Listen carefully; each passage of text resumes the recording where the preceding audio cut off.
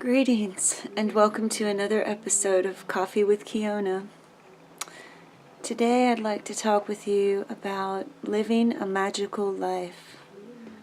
Living a magical life and how that just makes everything better, Today is May the 1st of 2017 and today is the Celtic holiday called Beltane. And it's when the peak of the spring season is going on right now with the flowering of the trees and the mating of the birds and the bees and all of that good stuff. Planting new crops, opening all the windows, spending more time outside. And today is the day, May the 1st, when Celtic people celebrate that. And Celtic people have long been known as people who live a magical life. So I have an article here from a website called goddessandgreenman.co.uk, and it talks really beautifully about Beltane. So I'm going to look down at it every now and then for ideas to keep me on track. So Beltane today is all about honoring life, and not only honoring life, but honoring it in a magical way. And this magic encompasses everything, not just the light, good, easy stuff. It covers all the nitty-gritty aspects of real life. But specifically on Beltane, the life energy is portrayed through fertility dances and rituals and doing fun things together that celebrate fertility. And then in the fall you have Imbolc, which is the holiday of midwifery, because all the babies who were conceived on Beltane are arriving right around that time. And so, like I said, it represents the peak of the springtime energies and the Celtic first day of the summer. So summer is here. We don't necessarily have to wait till June the 22nd. And the earth energies right now are very strong, very active, at least here in this area. And I can feel it. I really can. Today is a cloudy day, otherwise I would be outside, but everything is just bursting with life everywhere. There are giant turkeys wandering in the road, there's little rabbits everywhere, there's all kinds of birds everywhere, and all kinds of trees and flowers and bushes blossoming. So all of life is bursting with this fertility. All of this life is just at the point of the wheel where this energy becomes sexy and fertile for conception of new life or new projects or new ways of being. It's bursting forth at this time to manifest as some kind of fertile creation. And so living a magical life will acknowledge that, actually. When you can get in the habit of realizing days like this are happening and what the traditions are and how they're playing out right now around the world in really beautiful, interesting ways, and how you can do your own little versions of it and kind of plug into that energy. To me, that's living a magical life. So yeah, it's all about sexuality, sensuality, passion, vitality, joy. It is the best moment in the wheel of the year to bring in your new ideas, your hopes, and your dreams, to bring them into action, and to do it in a way where you are having fun. Because you've been cooped up all winter, doing introspection and reflecting on life and processing things. And now it's time to get out into the earth energies and just participate in the wild joy of being embodied in a life and being alive right now. That's living a magical life. And as far as I'm concerned, that is a way of being in alignment with our authentic humanity. And celebrating these holidays helps us to walk in balance. The first day of spring, summer, autumn, winter, the childhood phase of life, the adolescence, the adulthood, the elderhood, marking the seasons and the directions and the elements that's how you live a magical life. So there have been lots of beautiful traditions. A lot of them are surrounding having a Beltane fire, and you can look up online how to do that if you haven't done it before. It's a special way to pledge yourself, you know, to the greatest good and to your tribe and everything else, to smudge and, you know, protect yourself from disease, and to do things like weaving willow branches to increase your fertility, you know. And then you take embers from that fire and you put them on your own hearth fire to keep the fire going. Another tradition besides the Beltane fire is hand fasting. This is a time when a lot of pagans and Celtic people around the world will get married in their own way with a hand fasting. Not with a contract with the state where you sign a license and get a priest, but a hand fasting. It's a popular theme for pagan weddings, so you can look that up and see so many beautiful ideas for decorations and costumes and all kinds of magical things. And basically when you do a hand fasting, you write your own vows to each other and you commit to stay together for a year and a day. And then on that day, you can either choose to undo your knots together, unbind yourselves from each other and set each other free, or you can recommit to another length of time if you wish. And it's between the couple to decide that, and it can either be for life or just a certain amount of time. So, you know, they tie their hands together in a figure 8. They do their ceremony, and this tying your hands together signifies your unity and your blending of your lives together. Jumping the broomstick, making mead and cakes and sharing them in ceremonies where you give love to the divine.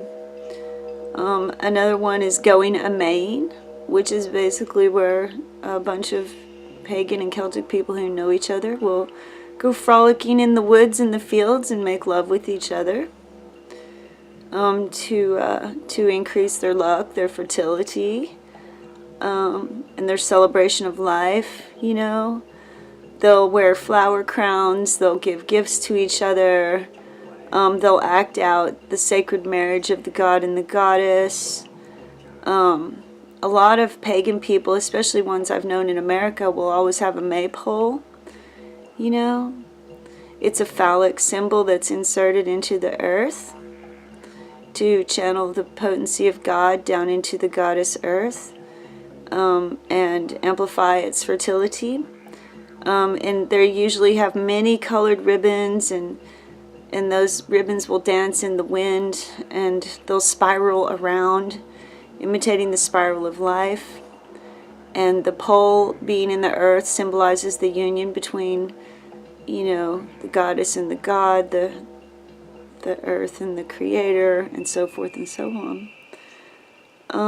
And there's sacred wood that you burn in your fire, or that you make your maypole with. There's hawthorn, birch, rowan. The colors of Beltane, according to these people, are green, red, and silver. I put a silver tattoo on my throat chakra today to amplify my throat chakra energy. The green represents growth, abundance, and fertility. The red represents strength, vitality, passion, and vibrancy. And the white or silver represents cleansing and clearing and the power to disperse negativity. So being aware of these things and how you can consciously choose to craft this way of being is part of living a magical life. And it's really nice.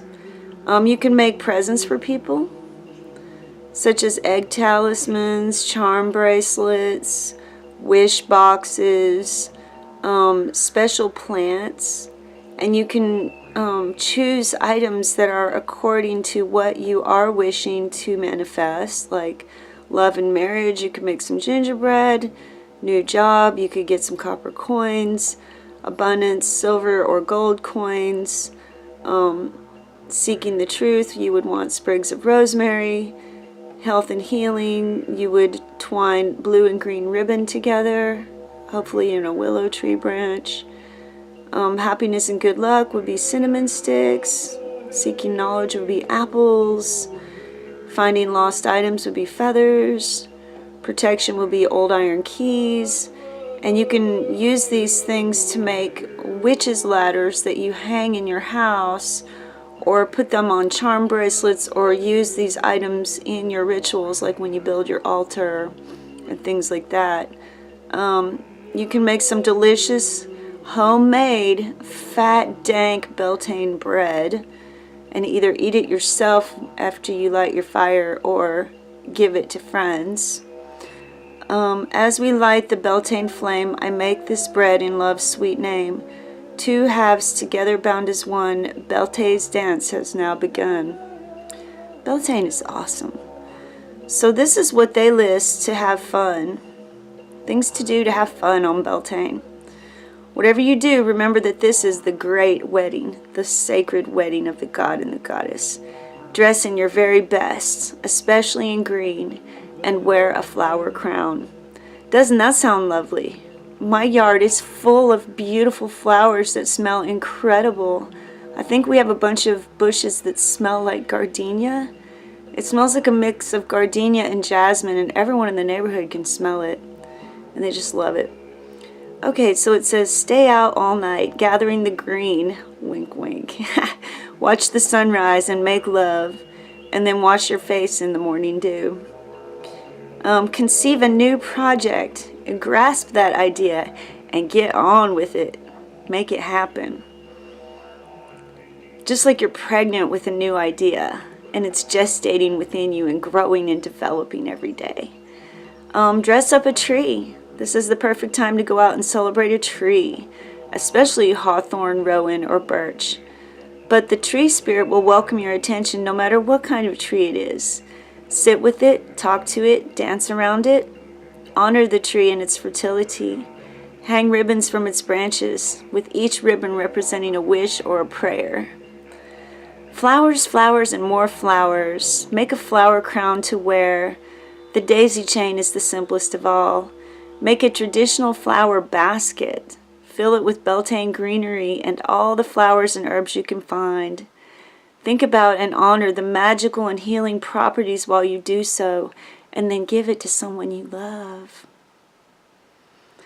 And if you can, make some Hawthorne Brandy. You will need a bottle of brandy and at least 1 cup of hawthorn flowers plus a little sugar to taste. Mix the ingredients together and leave away from direct sunlight for at least 2 weeks. So if you make it now with the Beltane energy in it, and then you drink it in 2 weeks, you'll reinvigorate that medicine again, and it'll taste so good. Shake it occasionally, strain, bottle, and enjoy. Hawthorn is renowned as a great tonic for the heart. Well, how appropriate. And above all, have fun. So that was a really good article, about Beltane. And that's just, to me, the timing just seems perfect. What a great way to start a new life this year in 2017. What a great way to start a magical life, awaken, activate, align, do the ascension process, get into expansion, launch some new beginnings, and do it by living a magical life. Whenever you can remember to, and be creative with it. Make little fairy houses for your garden, put out plants and feeders that bring in dragonflies and butterflies and stuff. Or plant a little garden of lettuce to make rabbits want to come, and deer, And set up cozy little meditation spots for yourself in your yard. Little hidden places like nobody else can see, but it's got a little statue and some crystals and something soft to sit on. And, whenever you go outside, you can just meditate there near the flowers or something and just watch the clouds and think about life. To me, that's magical because you're reconnecting with the earth energies. And you're adjusting to the changes in the earth naturally, instead of staying cooped up inside all the time under the lights and, behind your insulation and stuff where you get out of sync. You know, and women's fertility, the more time they spend outside, the more in sync they are with the moon, from what I've been told, you know. Where if you're inside all the time, your cycle can get kind of whacked and just not have any predictability at all, or be in sync. And the ideal is to be ovulating at the full moon when everybody's out dancing, and then to be having your moon during the dark of the new moon when nobody's out partying. And you get in sync with that eventually if you spend enough time laying on the ground outside under the moonlight and stuff like that. So if you're interested in living a magical life, I strongly encourage you to look up paganism if you have Celtic heritage, or you just are drawn to it, or Native American heritages, or whatever heritage in the world you come from. You can find ways to live a magical life and find out how your ancestors honored the turning of the wheel of life. You know, and this is the time of new beginnings, fertility, creativity, expansion, blossoming, you know, blooming into the next phase. That's exactly what's going on right now. And hopefully you can plug into that, you know. If you have a really hard life and you're really far out of alignment, you can at least smell the flowers as you're walking down the sidewalk. Just bend over and see if that flower has a smell, and smell it, you know, and see it as a blessing, and do it as a greeting, like this plant is alive and it knows you're walking past it, and you say hi to it and connect to it and share some energy, and try to see it with psychedelic eyes of sacred geometry and electrical patterns and juicy life force just flowing and radiating in psychedelic colors. But you can't see it because of the filters of your perception, but that's still what's going on. And other creatures that have a wider range of vision than humans are able to see it and hear stuff we can't hear, like plants breathing. You know, so no matter what your life situation is, you know, if you tune in your awareness to the shadows on the sidewalk and the reflections of light from the water and all the little veins in the plants and each blade of grass and the subtle smells of every area that you walk through, and the different textures of pavement and the different kinds of trees, you know, being aware is like knowing your mother, like knowing your Mother Earth, you know, being in an intimate relationship, like deep ecology. And then that makes you want to revere it, kind of, and celebrate it, and see it as alive, like it can feel you touching it when you're walking on it. To me, that's part of what Beltane is, and part of what a magical life is that awareness of the electrifying beauty, the psychedelic electrifying beauty of creation that's going on all the time, seemingly on autopilot, or with just intense genius that's perfectly coordinated. It's mind-blowing to think about. And Beltane, May the 1st, is a day when we ponder that. Or when I do. Other people just like to drink a lot of mead and party and get frisky with their friends and stuff, and that's beautiful too. But I just want to encourage you today to live a magical life. Live a magical life in whatever way you like, whatever style you like. You know, there's magical ways to live every life. You know, I've even seen gutter punks and crusty punks and people like that have a magical life where they could just manifest stuff out of nowhere, and they could interpret graffiti art, and they could just use their internal radar to find great squat spots, you know, or dumpster dives. You know, so you can live a magical life no matter what lifestyle you're living or what kind of person you are. So I'm going to wrap it up for today. I hope you have a very happy Beltane. I hope you are blessed in this springtime with opportunities for creativity and fertility and passion and new beginnings and all that stuff, expansion. So remember to be beautiful, be free, and be true to yourself. Be blissed and be blessed. And as you go through your day, take care and take it easy. And until I talk with you again, namaste and blessed be.